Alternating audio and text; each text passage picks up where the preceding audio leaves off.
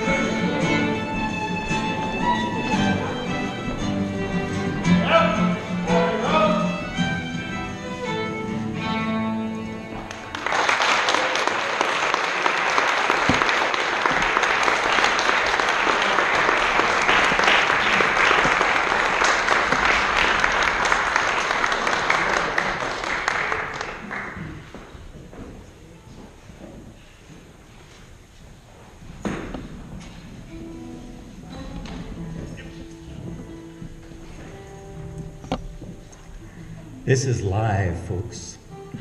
Welcome, world. Welcome to Hinesburg, Vermont. And welcome to Vermont.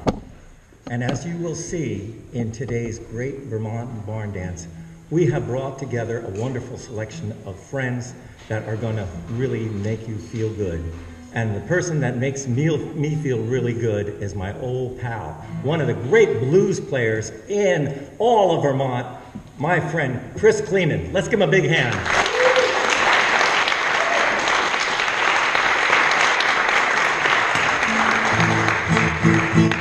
Man, I'm glad to see those 20s are working overtime, man. This is a song about the blues, the home of the blues. Now, we're not talking about the home of the blues like Chicago or Memphis or St. Louis. No, we're talking about the home of the blues right here in Vermont. There's a town down south that is synonymous with the blues. It will be revealed momentarily. I said, whoa, baby, don't you want to go? I said, whoa, baby, don't you want to go to that living light city, sweet home Ludlow. Now Ludlow's in the great state of Vermont. It takes a 6 or 8 off 191. From here, man, you take a right out the driveway, go up to the stoplight, take a left, take 116 up to 89, go down 89 about 90 miles, take a right on Route 91 for about 20 miles, go to exit 8, take a right. You'll find some fun when you go. Baby, don't you want to go? Yes, to that living light city, sweet home Ludlow. They still got the pot-bellied pub, they got Cajun food down at Nicky's. Well, the Kalani's where Nicky's used to be, man. What you gonna do when you go? Don't you want to go? Yes, to that living light city, sweet home Ludlow.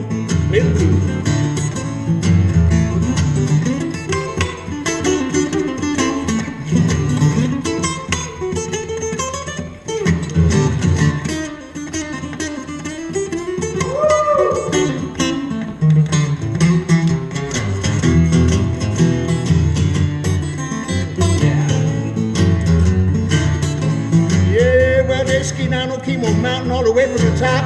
When they get down to the bottom, they set their hands out, saying, how much have you got? Yes, when you go. Don't you want to go back to that living light city? Sweet home Ludlow. Well, they sing songs about Richmond, sing songs about Hinesburg too, even sing songs about Burlington now. Ain't gonna do when you go. Baby, don't you want to go? Yes, to that living light city, sweet home Ludlow. Well, they burned my condominium, crashed into my truck, stole away my woman I spent. Good luck when you go. Don't you want to go? Yes, to that living light city, sweet home Ludlow. All right.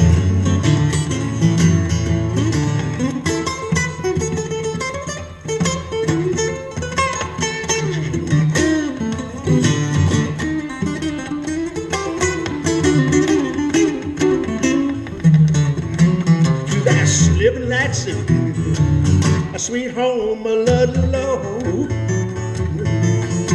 You just got to go. There ain't no low like Ludlow. That's right. Home of the blues, don't you know?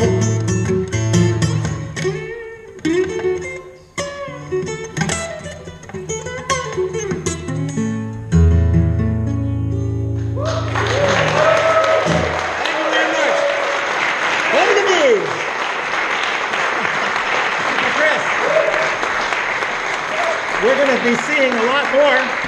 Chris will be up 2 more times during this show. We're trying to fit in really a lot of variety, so we thought we'd bring in one of our best authors right here from Hinesburg, Vermont, a local legend if there ever was one. Let's hear it for Bill Schubart.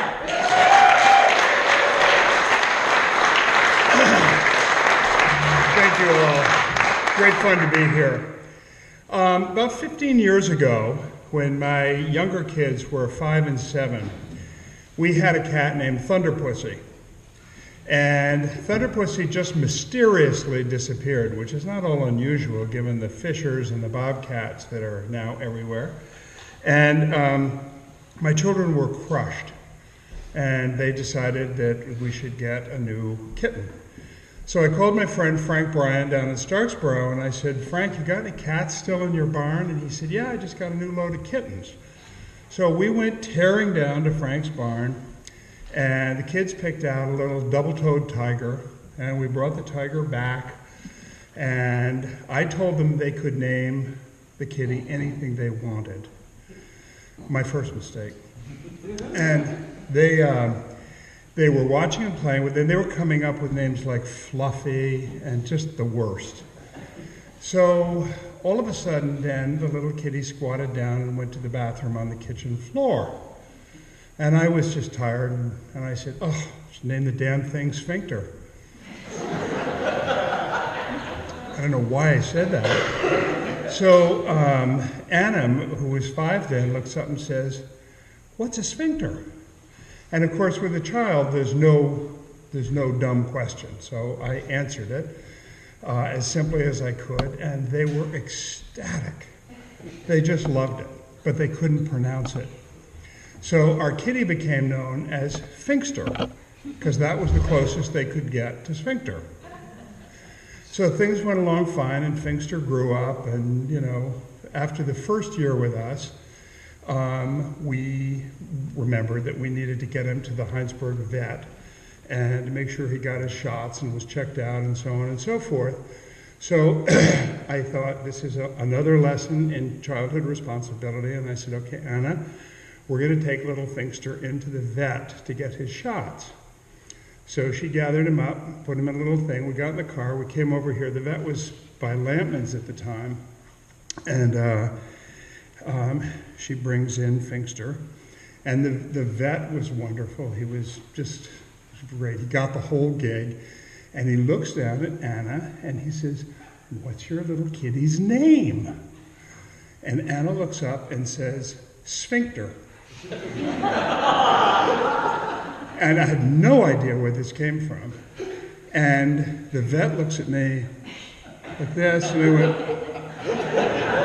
so he's sitting there, and he types Sphincter into his thing and gives the cat, the shots and so on and so forth. And I'm like stunned. And we're riding home with Anna, and I said, Anna, she said, I remembered. She said, I remembered, and I got it right. And she was so proud of herself. And I said, yeah, got it right.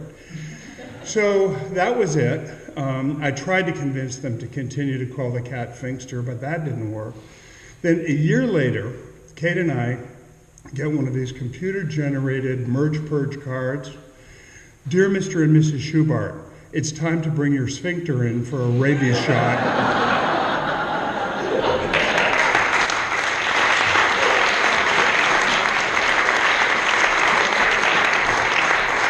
Well, Bill, that was just fantastic. A little taste of Vermont for you folks out there.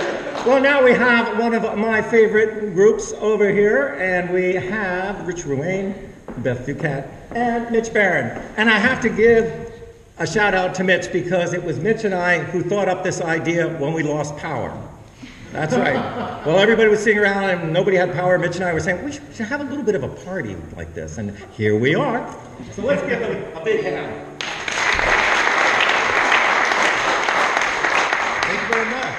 So we're going to do a song here called Ellie Brown that I wrote.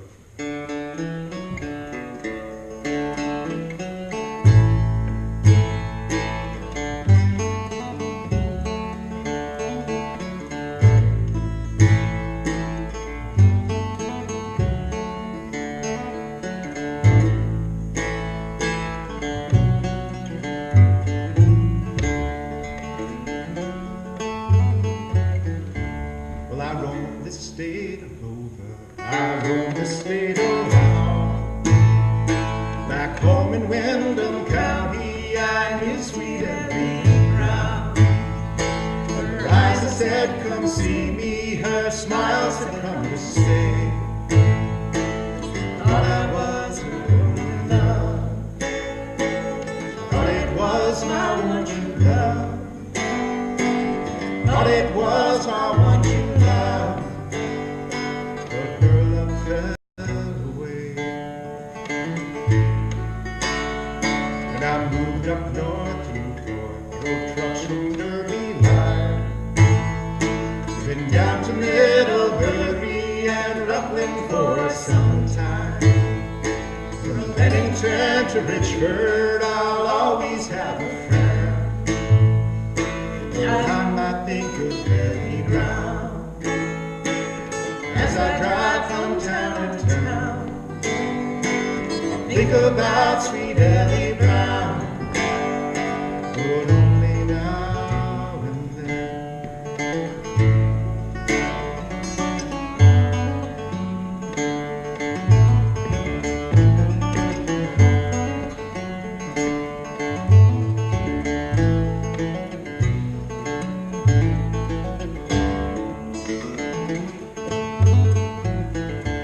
Well, I heard that Ellie married, has children 1, 2, 3.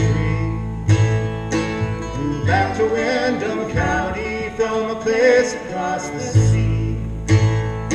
She's got a loving husband, she's happy settled now. But I recall the lovely smile as I drive my laughter mile. I could visit for a while, but I'm never in that town.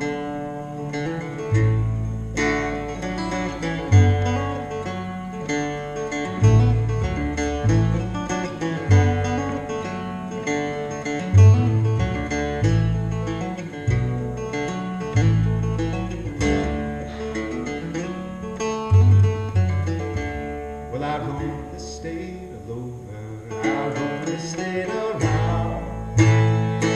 Back home in Windham County, I miss sweet Ellie Brown. Her eyes said, come see me, but how was I to know? I thought I was her only love. But did I know about my love? Now I learned about our love, and I've learned to let it go.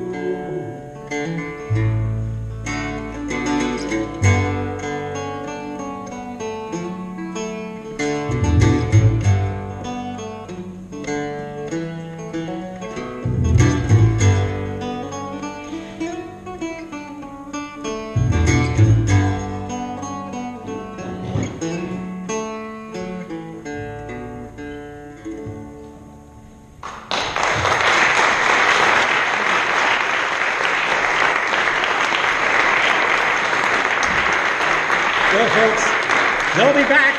They'll be back soon. Right now, keeping things rolling, and I do mean rolling, we're going to bring out a good friend, Mark Lavoie. Mark was a protege of old Sonny Terry, so he brought his harmonica, and let's make him feel welcome. All right.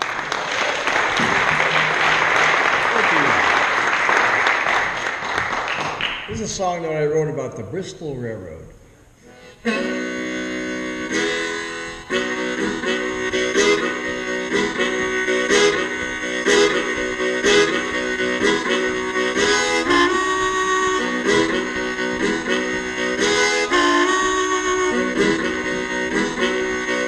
January 5th, 1892.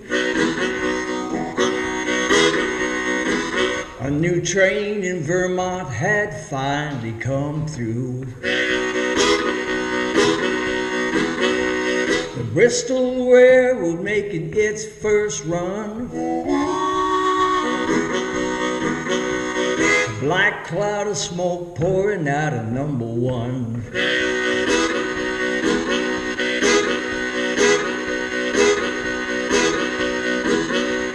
Rhode Island Locomotive Works built the engine for the 6-mile line. Edward Damon, engineer, he was feeling fine. Richard Smith was conductor. Henry Spears shoveled coal. Steam pushing those pistons, number ones on a roll.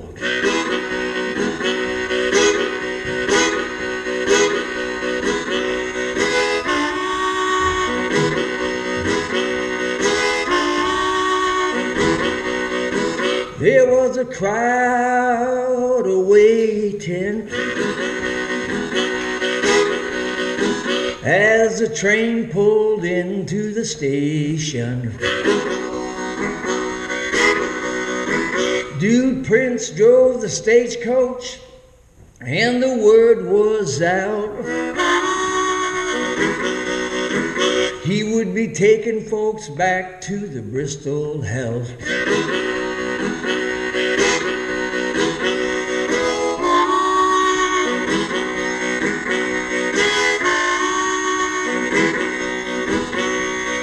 At New Haven Junction, the tracks met with the main line.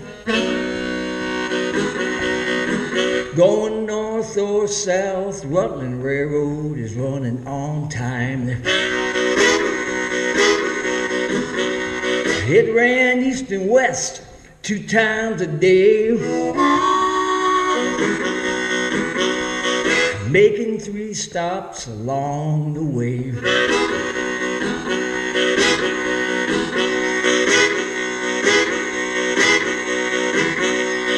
Riders seeing farmers in the day, driving teams of horses and pitching hay all the way.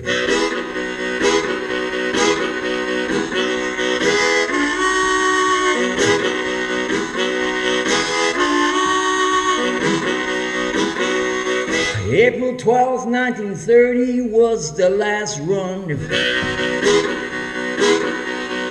Fred LaParle, engineer on old number 1.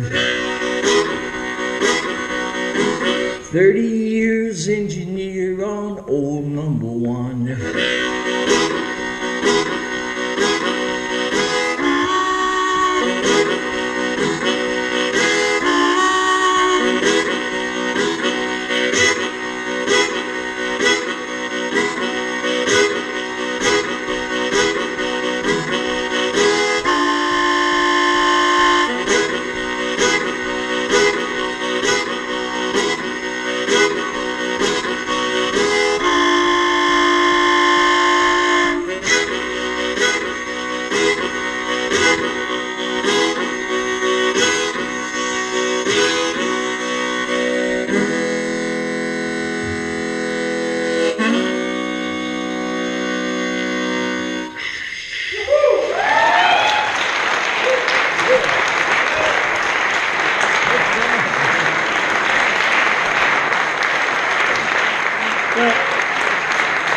You know, when you think of Vermont, now you're getting a taste of Vermont and think, hey, they're playing all kinds of stuff. They just don't play contra dance music or country music.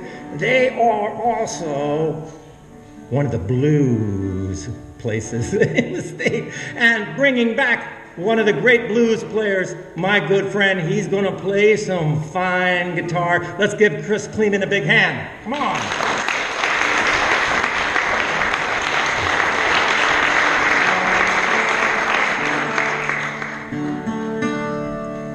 I'm going to continue with the train that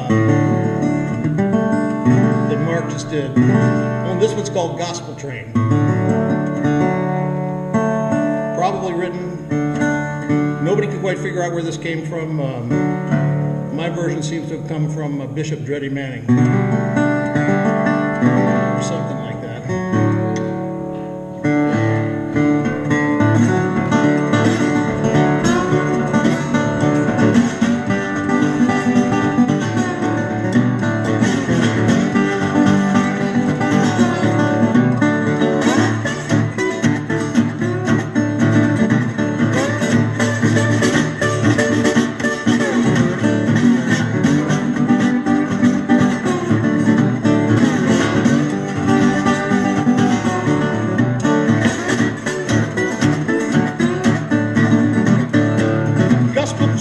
coming. Don't you wanna go? Gospel train is coming now. Don't you wanna go? Gospel train is coming. Don't you wanna go? Yes, I want to go. Oh, Jesus is the engineer. Jesus is the engineer. Jesus is the engineer. Yes, I want to go. Coming around that curve. Coming around that curve. Coming around the curve now. Yes, I want to go.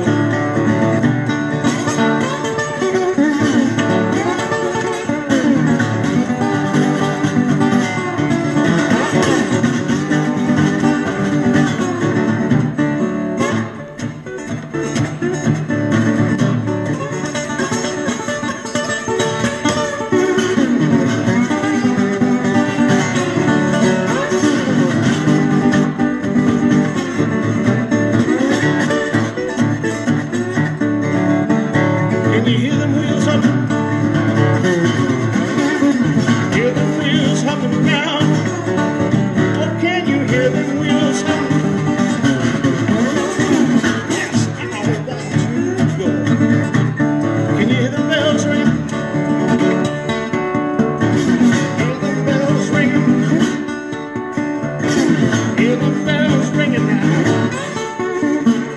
Yes, I want to go.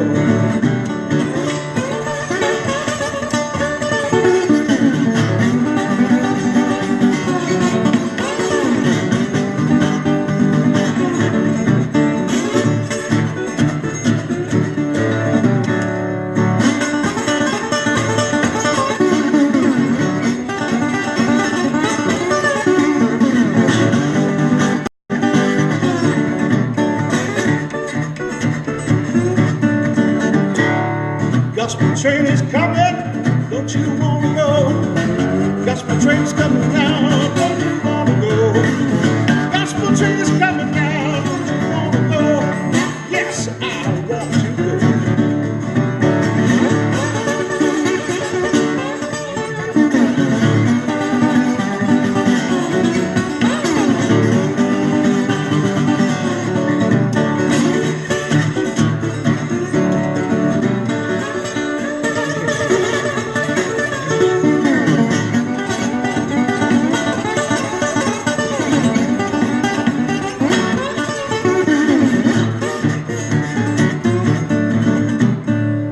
Gospel train is coming, don't you wanna go?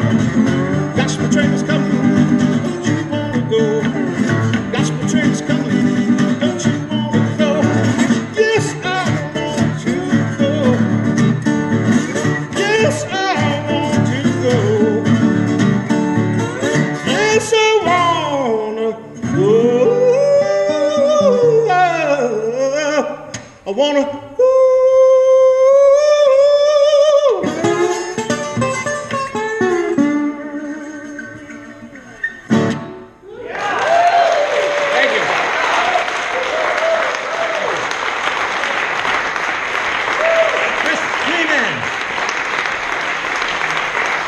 Well, we're going to bring up Bill Schubart for another kind of a folksy little story here, and it's great to have you here, Bill. You were one of those people that I really wanted to be a part of this show. Thank you. And we really appreciate all the things that you've done for Philo Records and all the things that you've been a part of for so long. And we're honored to have you here at the very first Great Vermont Barn Dance. Well, I'm really honored to be here, and the thanks is mutual. I mean, as all you all know, Rick has done a staggering amount, frankly, much more than I have, but this is great. So I'm thrilled to be here. I'm going to read you a very short story from my very first book. I can't tell it from memory because I'm too old, but I will read it to you. It's called Anne's Biddies, which is not politically correct. Anne's been a nurse for 48 of her 69 years. Most of the time, Anne loves her work, but her life is made harder because she knows so many of her patients and their life stories. She can often predict a neighbor's admission to the week, if not the day. If you know the person and their story, you can usually predict their arrival at the hospital door. Weather, daylight, and economics all play parts in the ebb and flow of hospital admissions, and she can predict admissions by the time of year and the surge of gossip that may engulf someone in the community. All that bunch on Tiny's neck's getting bigger. Did you hear? Peavine's back on the sauce. Ann can tell you within a week or two when he'll show up at the front desk. Peavine reels in, always during the day, and collapses on the floor. He's then rushed to emergency where he's diagnosed with acute alcoholism, weaned, cleaned, rehydrated, put to bed for a night, and then discharged to his 93-year-old mother, who again commits him to a life of sobriety. Whereupon they disappear in a taxi together, with Peavine staring at his shoes and his mother staring straight ahead. There's Glenna Farr, a distant cousin. For 14 years, Glenna's had the sugar. She manages it somewhat with diet and insulin. Exercise was a foreign concept since Glenna grew up on a farm where one's cunning was applied to finding easier ways to accomplish hard work. Exercise was counterintuitive, but so was eating green vegetables, whole wheat toast without butter, and sugarless cereals with skimmed milk. Glenna loved to cook, and most recipes for things that tasted good involved large quantities of sugar, flour, eggs, and butter, all ingredients that were denied her. As she combined the forbidden ingredients, slid them into the oven, and then inhaled the beguiling aroma, she firmly resolved to abstain for the sake of her health. But all the anxiety eventually conspired against her, and she'd tuck into those lemon meringues and carrot cake, and the next day be admitted to the emergency room in a diabetic relapse. Christmas was the most difficult time of year at the hospital. It seemed to staff as if half the town's personal stories came to some sort of head, and the stoicism of small-town life somehow unraveled. The arrival of bitter cold days with little or no sunlight, forced holiday expenses that only those with a decent job could afford, and the often painful intimacy of jovial relatives descending on them all pushed some folks over their limits. There'd be a bloom of dormant alcoholics who usually managed to keep their lives under some degree of control, but in the waning light of December would toss caution to the wind and imbibe until either a vehicle, a relative, or their pastor intervened, and they would end up in the hospital, as the nearest jail was 22 miles away. Ann's favorite, however, were her biddies. Elderly, frail women, many of whom lived alone or in back rooms, where their families tried to care for them. Grandmothers, widowed aunts, or mothers patiently counting out their days. Few men in town seemed to endure deep into old age. Especially poignant for Ann was the number of children in their 70s, living on assistance and caring for ailing mothers or aunts in their 90s. Ann saw the exhaustion in the aged, craggy faces of these children and knew the harsh toll it took on them to be caring for an even older mother at an age when they themselves might expect to be cared for. Her biddies began arriving after Thanksgiving. Among all the fragile holiday visitors, Ann's favorite is Elise Desrochers, who every year arrives just a day or two before Christmas and usually leaves on Christmas afternoon. She shuffles in slowly on the arm of her daughter, who worked for 34 years at Gillen's department store as a clerk in the fabric department before they closed. Over the 8 years she's been coming, Madame Desrochers' complaints have ranged from hip pains to female troubles. She's 96, and although great attention is paid to her symptoms, they're nondescript enough to require only observation and a few days of bed rest. Installed in her hospital bed with her lace nightcap framing an angelic smile, she looks to Ann wraith-like, weightless. She hardly makes a bump under the fresh-pressed hospital sheets. Jeannie Bettis also arrives in a wheelchair with her red holiday 90 and a stained cotton coat. She's pushed by her 74-year-old son, Arthur, who's cared for her since he was 34 when she became disabled. Ginny always arrives triumphantly and is greeted warmly by the nursing staff. This year, she brings peanut butter chocolate balls for the staff. Yvette Courchaine is an altogether different quantity.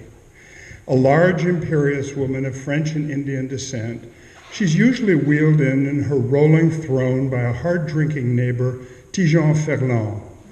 Tijan's only a few years younger and inhabits a badly tilted trailer next to Yvette's. Tijan looks after Yvette when it doesn't interfere with his drinking and brings her into the hospital each year for her tune-up. Each year, one or two don't show up, and others arrive to take their place. But Anne knows why and who beforehand. Anne knows these women and their lives well. She knows it's her privilege to make room for them in her hospital. At Christmas, women who have lived this long should sleep in warm beds with clean sheets, have young attendants ask them if they're comfortable, serve them hot meals, or help them to the bathroom if need be. It's a time for ladies who have reached this age to peruse a ladies' home journal or just lie back and revel in the smell of freshly laundered sheets and daydream of what might have been.